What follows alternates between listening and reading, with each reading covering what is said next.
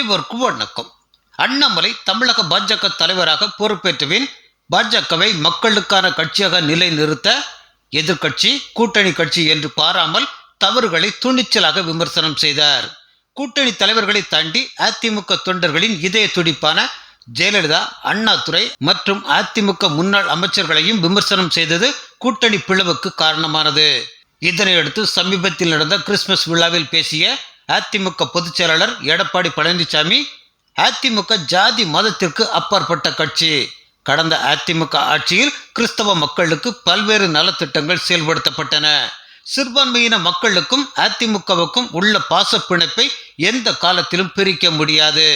மீண்டும் அதிமுக ஆட்சி அமையும் போது தலித் கிறிஸ்தவர்களுக்கு அரசால் மறுக்கப்படும் முன்னுரிமை மீட்கப்படும் என்று ரவுண்டு கட்டி அடித்திருக்கிறார்.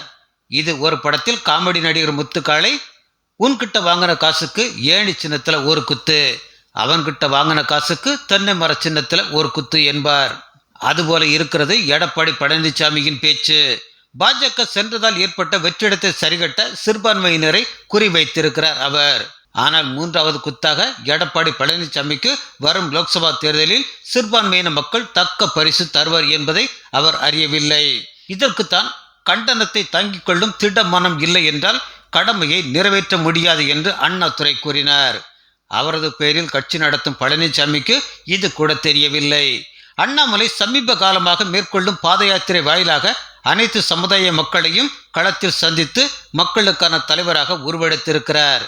இதனால் லோக்சபா தேர்தலில் பாஜகவின் ஓட்டு வங்கி அதிகரிக்கும் என்பது உறுதி. அரசியலில் பல்வேறு முகமூடிகளை போடும் திமுக போன்ற வலுவான கட்சியை வீழ்த்த அதிமுகவிற்கு பாஜகவின் ஆதரவு அவசியம்.